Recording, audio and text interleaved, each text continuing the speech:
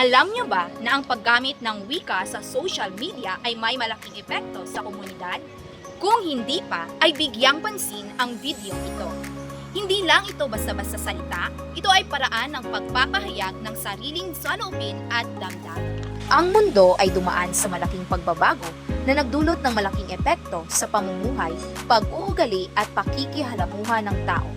Umusbong ang iba't ibang kagamitan tulad ng gadgets, internet at social media platforms na naging dahilan sa madaliang pag-access at pagpapakalat ng mahalagang impormasyon, maging ang maling impormasyon. Narito ang mga dapat gawin para maiwasan ito. Una, gamitin ang wikang Filipino ng tama at maayos sa mga post, komento at mensahe upang maipakita ang pagpapahalaga sa sariling wika at kultura.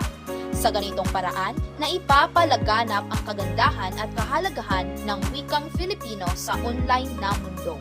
Pangalawa, mag-post ng mga positibo at kapaki-pakinabang na impormasyon, tulad ng mga kwento, tula o mga mensaheng nakaka-inspired na maaaring makatulong sa ibang kabataan at magbigay ng magandang halimbawa sa paggamit ng social media.